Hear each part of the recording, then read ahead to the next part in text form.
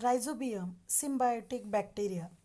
Take a plantlet of fenugreek, groundnut, or any other bean, sterilize it with a 3 to 5% solution of hydrogen peroxide. त्यांनी सांगितलेले.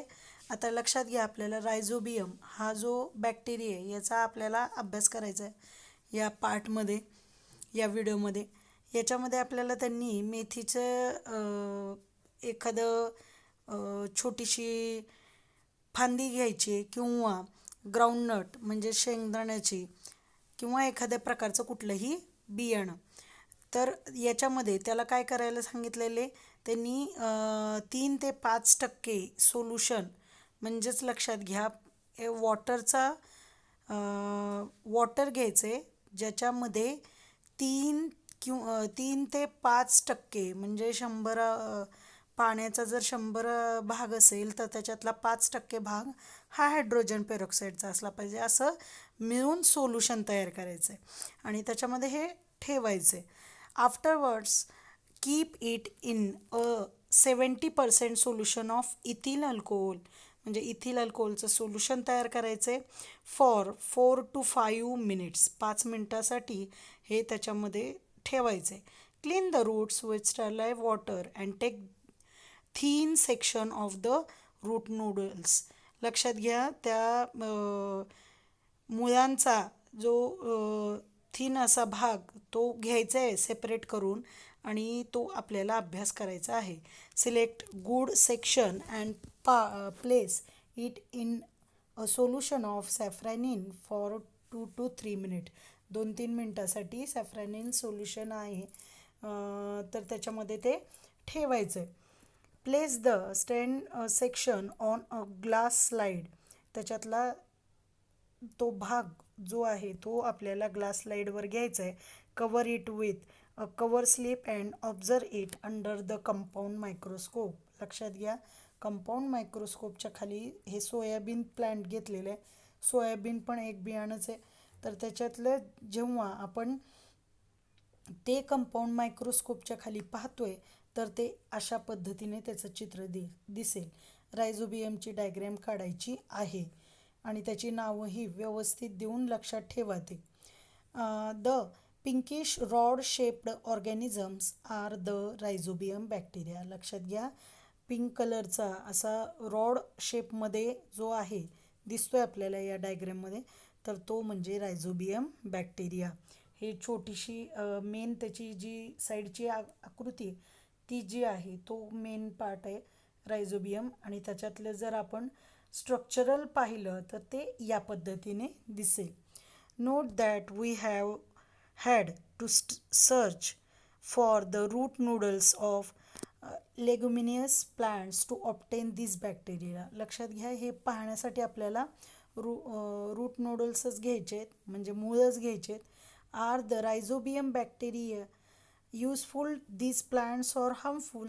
लक्षात घ्या हे जे rhizobium bacteria आहे ह्या सोयाबीन प्लांटला किंवा अशा सारख्या जे बियाणांची ज्या वनस्पती आहेत त्यांना युजफुल आहे की हार्मफुल आहे, त्यांना फायदेशीर आहेत का तोटा आहे त्यांचा. तर बघा काय त्यांचा रोल आहे, त्याचा काय फायदा आहे, त्याची काय भूमिका आहे, त्याचं काय महत्त्व आहे ते आपण इथे पाहणार आहोत. Role and importance of rhizobium. Rhizobia living in root noodles supply nitrates and amino acids to that plant and in exchange get energy in the form of carbohydrates from it. Such mutually beneficial relationship is called symbiosis. आता Symbiosis म्हणजे काय रे, तर त्याच्यामध्ये exchange म्हणजे दोघांचाही फायदा. आता लक्षात घ्या ह्या रायझोबियम बिया जो बॅक्टेरिया आहे त्याचा काय फायदा आहे, तो काय करतोय रूट नूडल्सला नायट्रेट्स आणि ॲमिनो ॲसिड हा त्या प्लांटला देतोय, त्या वनस्पतीला देतोय, त्या रूट्सला देतोय, मुळांना देतोय. तर त्याच्या बदल्यात त्याला काय मिळते, रायझोबियाला मिळते एक्सचेंज गेट एनर्जी. त्याच्यामधून त्याला जी कार्बोहायड्रेट्सच्या रूपामध्ये त्याला जी एनर्जी हवी आहे त्या बॅक्टेरियाला ती एनर्जी तो याच्यामधून मिळवतोय. दोघांचाही फायदा, रूट नूडल्सचा पण फायदा आणि रायझोबियाचा पण फायदा. याला म्हणायचं सिम्बायोसिस. या रिलेशनला काय म्हणायचं आहे? सिम्बायोसिस. लक्षात आलं? Rhizobia produce nitrogenous compound from atmospheric nitrogen. However, for this process of nitrogen fixation, लक्षात घ्या, नायट्रोजन स्थिरीकरण करण्यासाठी हा जो रायझोबिया हा महत्त्वाची अशी भूमिका पार पाडताना दिसतोय आपल्याला. कारण तो काय करतो की रायझोबिया जो आहे हा वेगवेगळ्या प्रकारचे जे नायट्रोजिनियस जे कंपाऊंड आहेत त्यांच्यामधून संयुग जे तयार होतात तर ते आपल्या ॲटमॉस्फिअरमधले म्हणजे हवेमधले जे नायट्रोजन आहे त्याच्या साह्यानं तो नायट्रोजन कंपाऊंड तयार करतो. आणि हे काम कोण करतो? तर रायझोबिया करतो. They need लेग्युमिनियस plants like beans, sweet pea, soybean etcetera. लक्षात घ्या, ह्याचा उपयोग कुणाला होतो? तर हे जे बियाणांसारखे आहेत जसं की बीन्स सांगितले, स्वीट पी किंवा आपण आत्ता पाहिलं तसं सोयाबीन, ह्या सगळ्यांमध्ये त्याचा उपयोग होतोय. Etcetera as host. Beans and pulses are rich in proteins due to the nitrogenous compound made available by rhizobia. लक्षात घ्या, हे बीन्स जे पल्सेस आहेत वेगवेगळ्या प्रकारची त्यांच्यामध्ये जास्त प्रमाण प्रोटीन्सच असतं.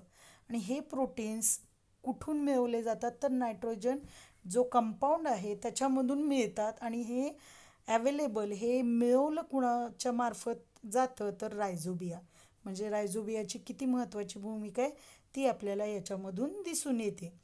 After harvesting a leguminous crop the left over roots and other plant part are deliberately dumped in farm soil to maintain its bacterial population.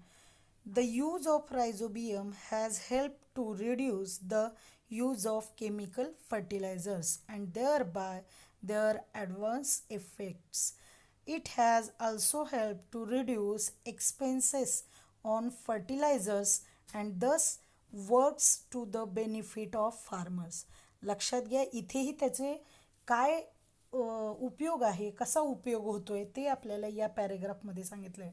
एकतर आपण आत्ताच पाहिलं की रूट्समध्ये कशा पद्धतीने रायझोबिया काम करतोय आणि त्याचा उपयोग कसा होतोय. त्याचबरोबर हे जे म्हणजे फार्मिंगसाठी जे जमीन असते ती जमीनमध्ये जे केमिकल फर्टिलायझर्स वापरले जातात ते न वापरण्याचं म्हणजे काय म्हणता येईल की ज्याचं नायट्रोजन जे आता जमिनीमध्ये या गोष्टींची गरज असते आणि ते केमिकल फर्टिलायझर्स म्हणजे कृत्रिम खतांमधून मिळवलं जातं, युरिया वगैरे असे वेगवेगळ्या प्रकारे. तर हे नायट्रोजन हा रायझोबिया ऑलरेडी आपल्याला जमिनीमध्ये मिळवून देतो.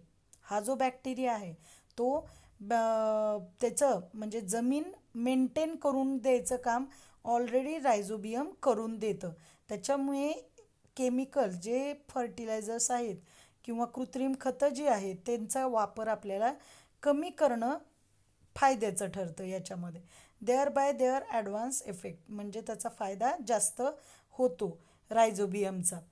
आणि त्याचबरोबर help to reduce expenses on fertilisers. आपल्याला जो आपण त्या खतांवर पैसा जास्त खर्च करतो त्याचा खर्च कमी करतो. आणि त्याचबरोबर आपल्याला त्या शेतकऱ्यांना त्याच्या मदत होते आणि त्याचे बेनिफिट म्हणजे त्याचे फायदेही मिळायला लागतात. लक्षात येते? पुढचा भाग जो ईस्टचा आहे तो आपण नेक्स्ट व्हिडिओमध्ये पाहणार आहोत.